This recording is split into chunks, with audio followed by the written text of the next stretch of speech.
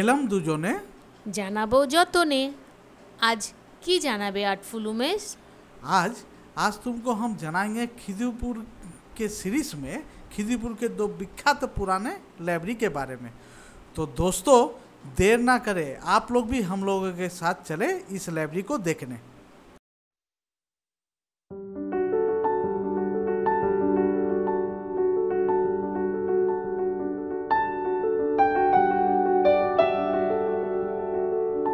খিদিরপুরের দুই বিখ্যাত library, Michael Madhusudan library আর হেমচন্দ্র পাঠাগার। এই হেমচন্দ্র পাঠাগার সম্বন্ধে জানবো আমরা। বন্ধুরা আমাদের সঙ্গে থাকুন, ভিডিওটি স্কিপ না করে দেখুন। পাঠাগার আমরা দেখতে পাই খিদিরপুরে। এই লাইব্রেরিটি প্রতিষ্ঠা হয়েছিল 1907 সালে খিদিরপুর অঞ্চলে। आर्टफुल सुतुपा, क्या तुम जानती हो कभी हेमचंद्र खिदिरपुर के ही निवासी थे। सन 1903 में कभी हेमचंद्र की मृत्यु हुई थी। उन्हीं के याद में इस लाइब्रेरी का नामकरण किया गया था। হ্যাঁ, শুধু তাই নয়, তখন চলছিল বঙ্গভঙ্গ আন্দোলন। তার জোয়ার এসে পড়ে খিদিরপুরে। অনুশীলন সমিতির একটি শাখা তখন খিদিরপুরেও ছিল। সেই সমিতির কিছু যুবক মিলে সাহিত্যিক মহাকবি হেমচন্দ্র বন্দ্যোপাধ্যায়ের সাহিত্য থেকে প্রেরণা নিয়ে কয়েকটি বই নিয়ে তারা মনসাতলা লেনে একটি ছোট্ট গৃহে তৈরি করেছিল হেমচন্দ্র পাঠাগার। তখন এই লাইব্রেরিতে ছিল মাত্র কয়েকটি বই। उसके बाद यह लाइब्रेरी माइकल दत्ता स्ट्रीट में जनाब अजीजुल हक के निवास पर लाया गया। হ্যাঁ, তারপরে লাইব্রেরি তার বিস্তার করে চলেছে। আমরা যে বিল্ডিংটি এখন দেখতে পাই সেই বিল্ডিংটি প্রতিষ্ঠা হয়েছিল 22শে জানুয়ারি 1923 সালে। এই লাইব্রেরির নিজস্ব ভবনেরও 100 বছর অতিক্রম করে ফেলেছে। লাইব্রেরি তার শিক্ষা বিস্তারের কাজ আজও নিরন্তর চালিয়ে যাচ্ছে। इसका और एक इतिहास है।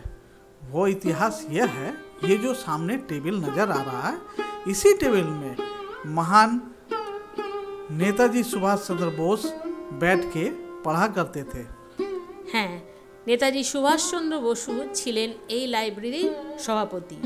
তিনি তার সাংগঠনিক কাজ, পড়াশোনা এই টেবিলে বসেই করতেন।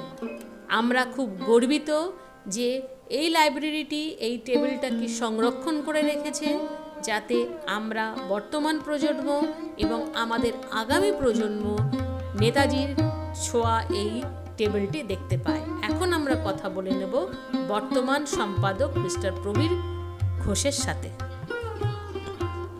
মাস মনের আনন্দে বই পড়া যায়। একদম নিঃসন্দেহে বই পড়া যায়, মানে বই নিয়ে যাওয়া যায়, লেন্ডিং। ওই আমাদের জমা রাখা হয় প্রথমেই একটা 85 টাকা, মানে তখন ভর্তি হওয়ার সময় লাগে 120 টাকা। তারপরে সেই মাসে মাসে 5 টাকা করে দিলেই সারা মাস বই পড়তে পারবে। সারা মাস বই পড়তে পারবে। একদম নিঃসন্দেহে বই পড়ার কত আনন্দ, তাই না স্যার? নিঃসন্দেহে বই পড়ার থেকে আনন্দ তো আর কিছু নেই। আচ্ছা স্যার, একটা কথা জিজ্ঞেস করছি, এখনকার সময় তো আজকালকার বাচ্চারা তো বই পড়ে না। বই পড়ে না। আমরা বাচ্চাদের জন্য আমাদের চিলড্রেন সেকশনটাও গিয়ে দেখবেন, আমরা যত সম্ভব চেষ্টা করেছি ওদের উপযোগী বই রাখতে, এবং সেই বইগুলো যাতে ওরা পড়ে শিখবে। ইংরেজি বইয়ের সংখ্যা বেশি আছে, কারণ আজকালকার ছেলেমেয়েরা তো বাংলা পড়ে না, আর বাবা মারাও বলেন যে আমার ছেলে বা মেয়ে বাংলাটা ঠিক জানে না। ফলে বাংলার একটা তো কষ্ট আছে। তবে একটু বয়স্ক যারা অন্তত 30 বছরের উপরে এরকম সদস্য প্রচুর রয়েছে, যারা এখন কিন্তু রেগুলার বই নিতে আসেন এবং বই পড়েন। এইটা একটা মোটামুটি বলতে পারেন একটা ভালো লক্ষণ দেখা যাচ্ছে। আচ্ছা, এটা শুনে ভালো লাগলো স্যার। এখনকার সময়তে আমরা শুনছি লাইব্রেরি অবসলিট হয়ে যাচ্ছে। আগে স্কুলে লাইব্রেরি আপনার ক্লাস বিশাল দেওয়া ব্যাপার। হতো, হ্যাঁ। এখন এগুলো হয় না, কারণ গুগল লাগা আছে। তো इस लाइब्रेरी में 25,000 से भी अधिक किताब मौजूद है। হ্যাঁ, আমরা এই লাইব্রেরিতে এসে দেখলাম কিছু দুষ্প্রাপ্য ধর্মগ্রন্থ, দেখলাম অনেক পাণ্ডুলিপি, আর তার সঙ্গে রয়েছে অনেক স্বরলিপিও। আর সবচেয়ে ভালো লাগলো এই লাইব্রেরির রচনাবলী সেকশন দেখে। আসুন আমরা কথা বলে নিই এখানকার লাইব্রেরির। ব্যানার্জি, হ্যাঁ? আর রুমকি দাস। ম্যাডাম কত বছর ধরে লাইব্রেরির সঙ্গে আমার প্রায় 11 বছর হতে চললো। 11 বছর। 10 বছর কমপ্লিট করে 11 চলছে। তা বাচ্চাদের মধ্যে কি বই পড়ার উৎসাহটা তো অনেক কমে গেছে, অনেক কম। এখন তো কেউ বই পড়ে না, না, হাতে মোবাইল পেয়ে গেছে না সব। বই পড়ে না। তার মধ্যে আপনারা চেষ্টা চালিয়ে যাচ্ছেন হ্যাঁ। একটু যদি একটু যদি পড়াতে পারি এই লাইব্রেরির। ম্যাডাম আপনি কত বছর? আপনি এখানে কি করেন? হ্যাঁ। বই দেওয়া নেওয়ার কাজটা হয়। আচ্ছা, চলুন ম্যাডামদের সঙ্গে লাইব্রেরিতে একবার। হ্যাঁ। अब इस लाइब्रेरी में कंप्यूटर की सहायता से किताबों का आदान प्रदान का हिसाब रखा जा रहा है ताकि पाठकों को कोई असुविधा ना हो।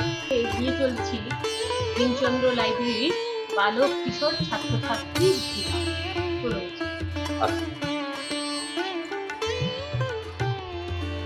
এইখানে পুরোটাই দেখবেন এটা বাংলা বিভাগ, বাংলার জাতি প্রচুর ধরনের গল্প, বই, পাঠ সবটাই রয়েছে।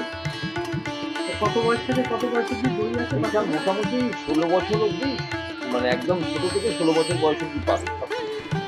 লাইব্রেরি থেকে আমরা বেরিয়ে আসলাম খুবই আনন্দিত হয়ে, কারণ এখানে আমরা শুনতে পেয়েছি সদস্য সংখ্যা ওনাদের বেড়েই চলেছে।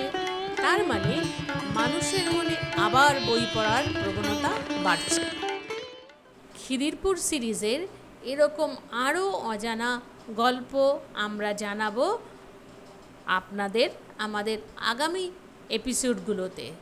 তাই এই সুন্দর গল্পগুলো জানার জন্য আমাদের চ্যানেলটিকে সাবস্ক্রাইব করুন আর সাথে বেল আইকনটি প্রেস করতে ভুলবেন না।